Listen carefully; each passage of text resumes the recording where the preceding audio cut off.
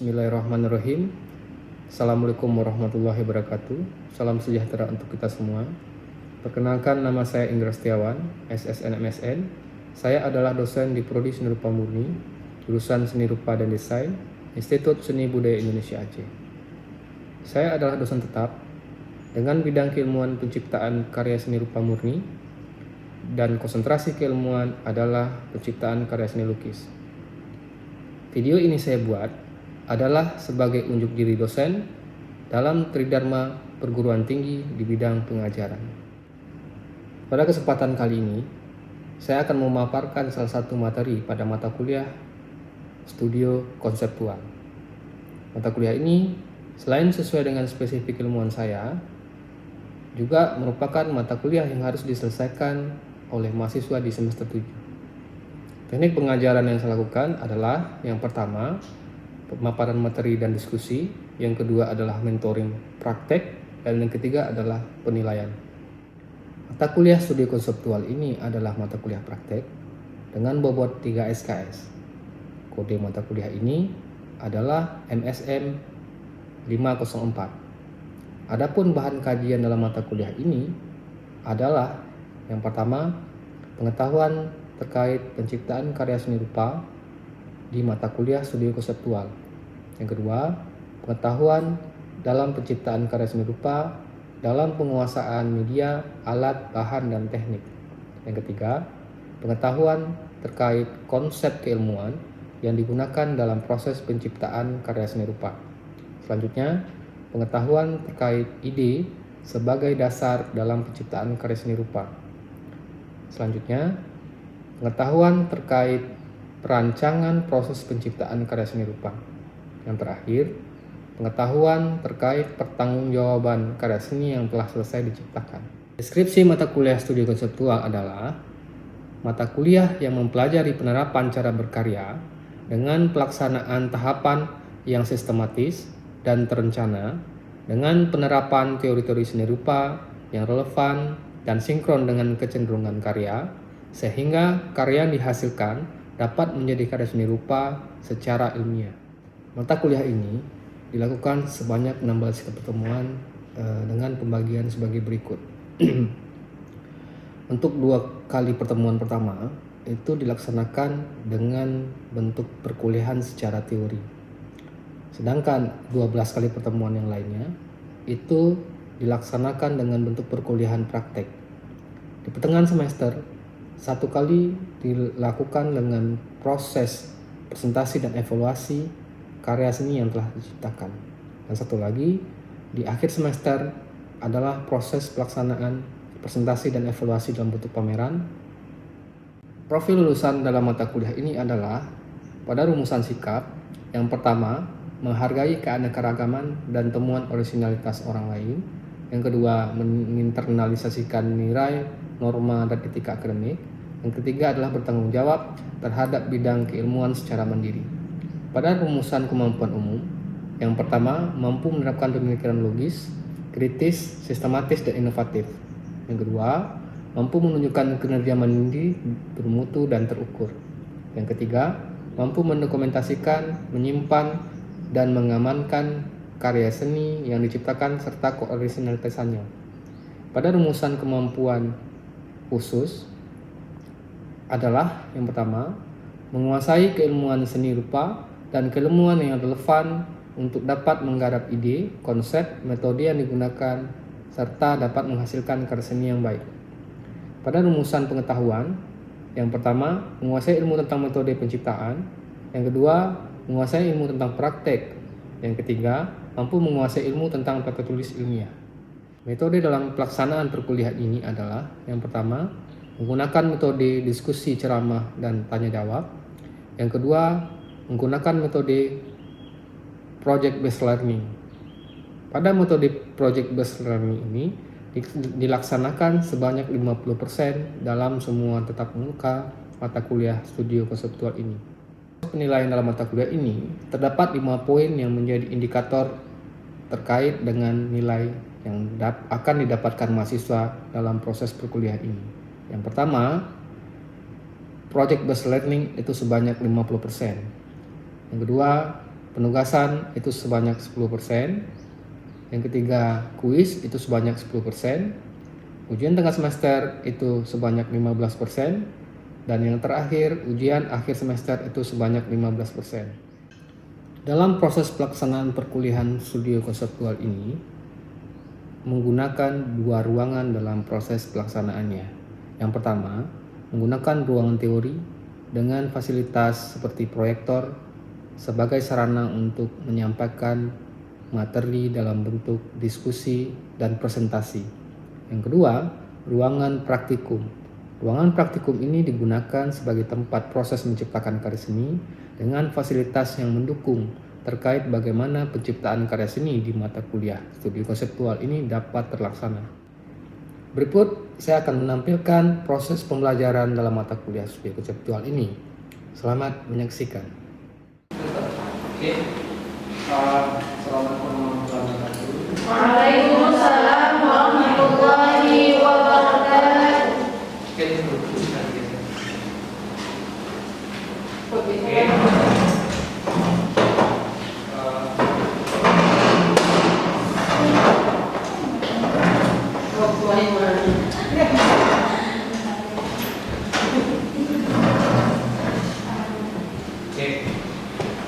Hari ini kita akan mencoba memahami terkait tentang studi konseptual. Ini mungkin ada yang baru pertama kali mendengar, ya. Ada juga yang belum mendengar.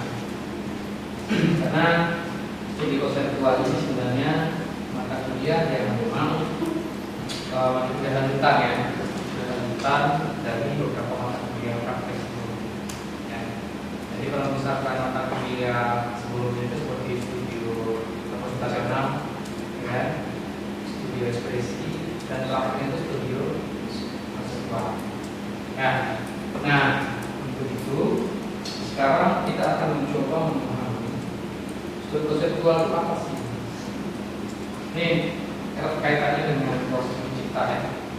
Menciptakan karya seni kita butuh semacam konsep dan ide terkait bagaimana kita menciptakan karya seni, ya.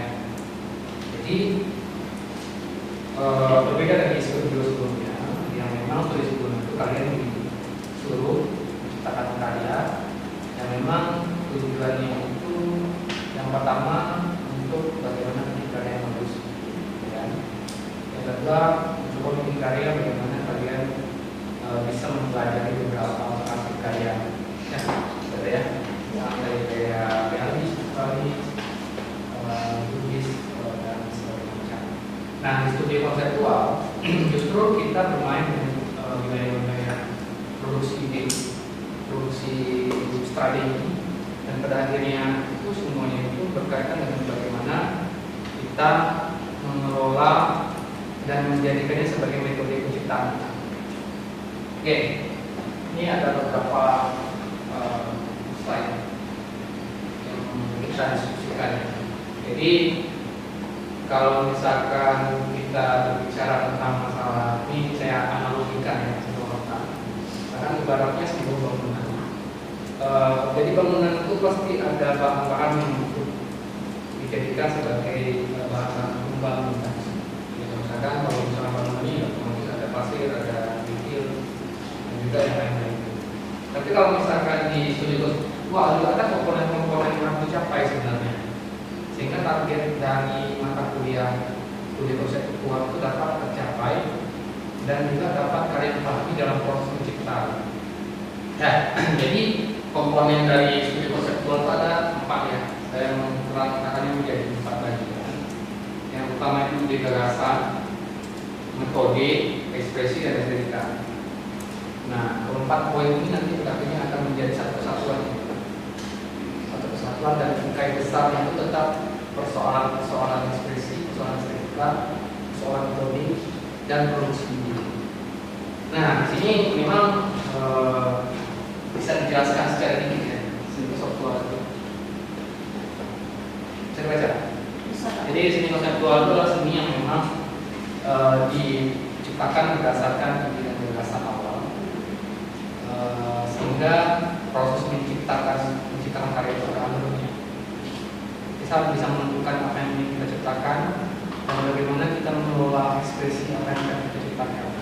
Nah, di sini ada dua konten ya yang harus kalian pahami, bahwa antara estetika dengan ekspresi itu sebenarnya dua hal yang berbeda.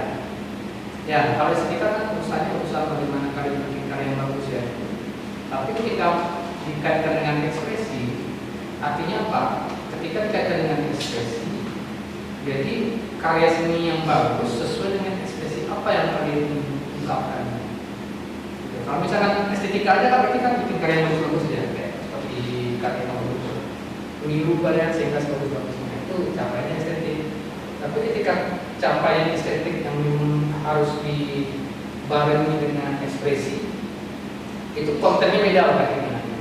Soalnya gini, kita pengen mengekspresikan kemarahan tapi dengan pendekatan estetik. Gimana caranya? Kita marah nih, pengen mengungkapkan perasaan marah, tapi kita harus menggarapnya dalam bentuk karya-karya yang estetik. Ya, pada akhirnya kita akan memiliki dan harus menstrategikannya sehingga ekspresi kemarahan itu harus dibentuk dalam bentuk karya seni, visual ekspresi dan capaian estetik. Oke, lanjut ya. Kita lanjut dulu, nanti slide berikutnya akan lebih detail. Nah, metode ini kan artinya bagaimana kita menciptakan sesuatu itu dengan terencana. Ya, kita tahu dari awal sampai akhir. Kita tahu ini apa, bagaimana strategi visualnya, kebutuhan alat tambahan apa dan teknik apa, dan kebutuhan visual simbol seperti apa, sehingga karya kita itu menjadi karya yang sesuai dengan keinginan kita. Nah, pernah kalian bikin karya ini? Kalian bikin karya aja, tapi nggak tahu kalian mau mulai dari mana, mau ngapain. Tapi ternyata ketika sudah bikin karya dan hasilnya bagus, pernah nggak? Bikin aja, bikin. Pernah. Nah, kalian melakukan bikin karya itu bermetode nggak?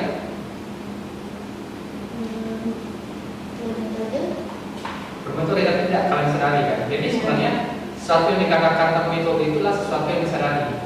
Meskipun dalam kehidupan sehari-hari kita tidak menyadari apa yang kita lakukan, yang mengalir saja kan.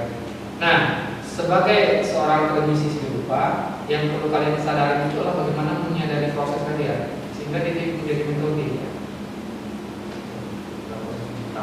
Kalian bikin karya itu seperti apa? Itulah metode. Oke, selanjutnya ekspresi. Oh ya, ekspresi kan ungkapan emosional. Estetik ya bicara tentang keindahan. Oke, nah ungkapnya ini. Ide gagasan. Mulai dari ide gagasan, pada akhirnya semuanya terbikin karya. Nah, jadi ide gagasan itu adalah gagasan ya seperti hasil pemikiran. Di sisi lain, ide diartikan sebagai rencana yang disusun dalam pikiran.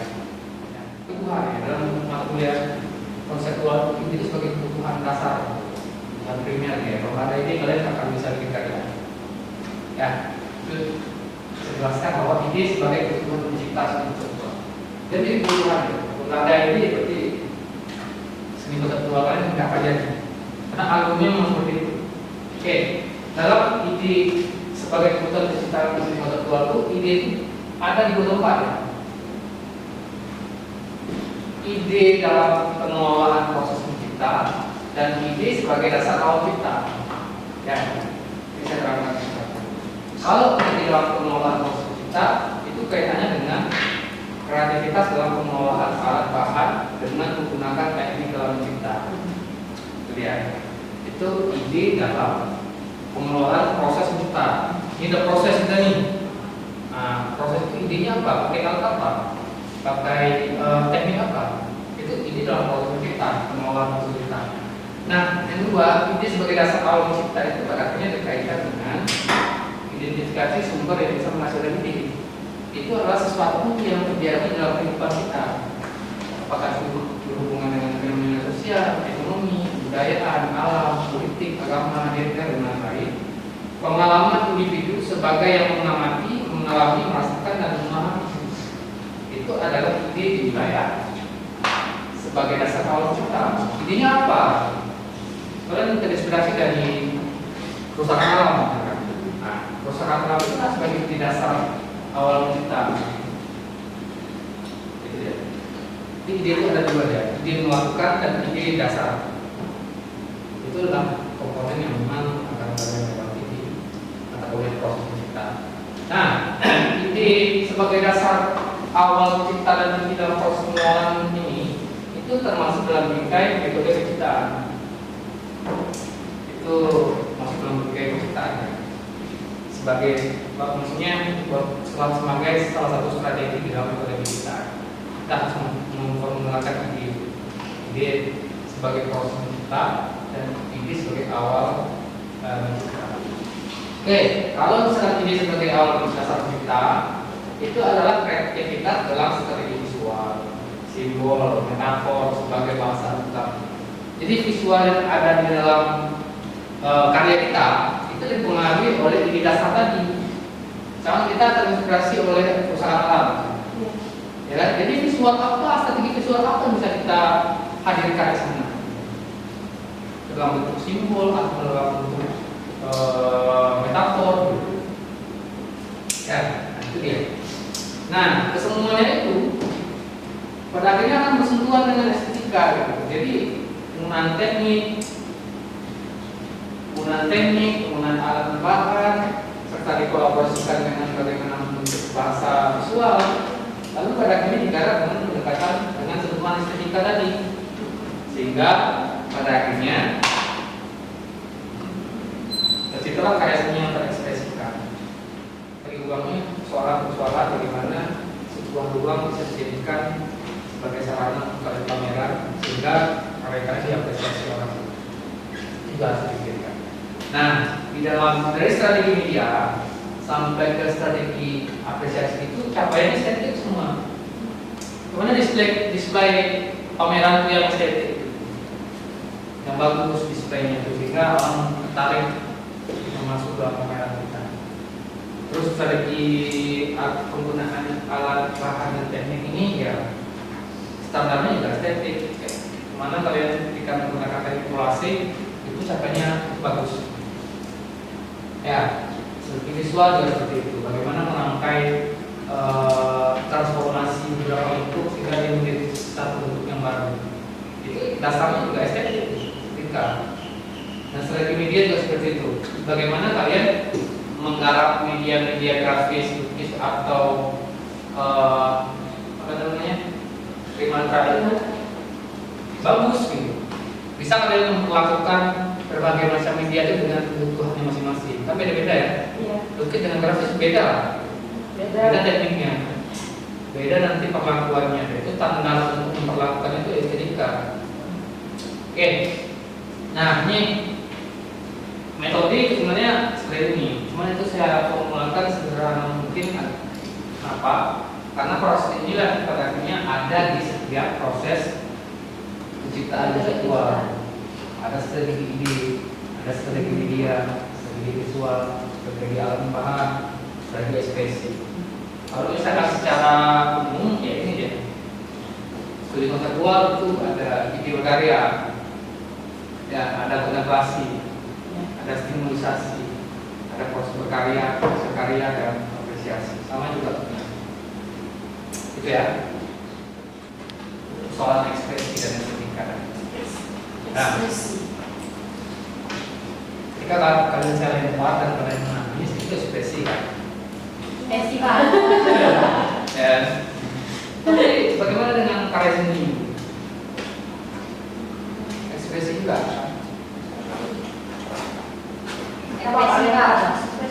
Misalnya kalian nih, siur nih, tiba-tiba dia mau lemparnya ini ke bawah gitu kan, lalu kena orang itu teriak, ekspresi kan? Ya, ekspresi.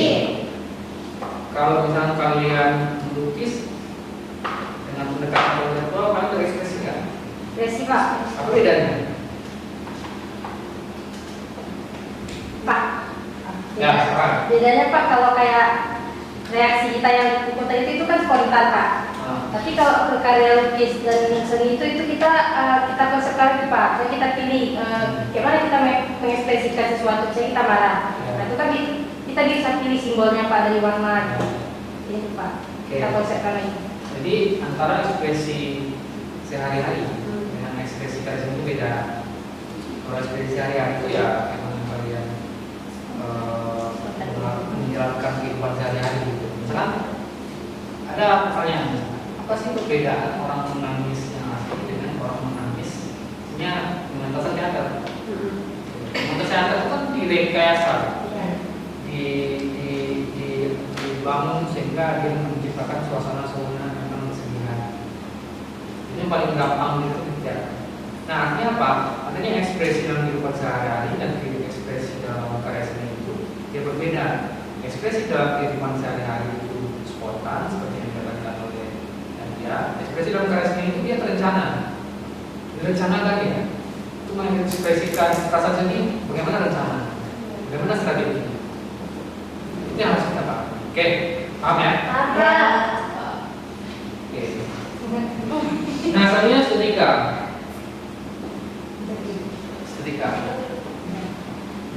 Estetika ya. Apa estetika? Keindahan. Keindahan. Bagaimana sesuatu itu dapat dikatakan sebagai indah? Ini yang lagi. Sesuatu itu dapat dikatakan kenapa? Karena bagus. Ya. Kalau jawabannya seperti dia bisa menjawab.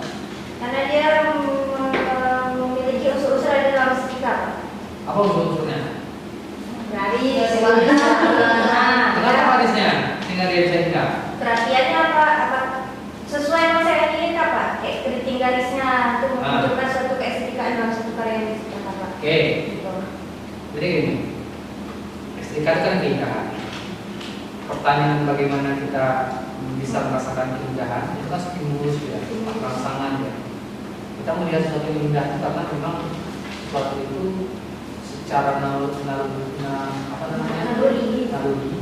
secara definisi kita sudah terkodekan bahwa secara merasa di dalam diri kita itu sudah ada unsur-unsur keindahan. Ya, sehingga Ya Pak. ya, misalkan yang lain-lain yang belum pernah masuk dalam studi seksual, ya nanti akan mulai alam. Ya, oke, saya kira kalau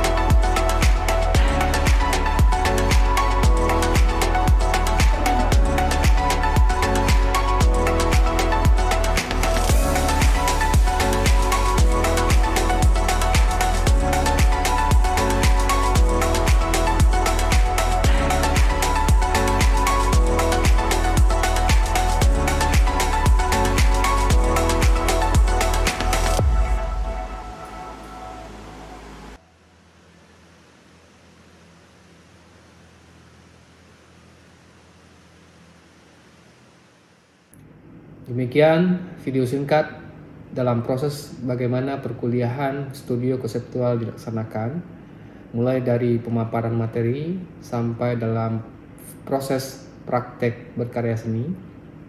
Semoga video singkat ini juga dapat memberikan gambaran terkait bagaimana pelaksanaan perkuliahan studio konseptual ini dilakukan selama 16 kali pertemuan.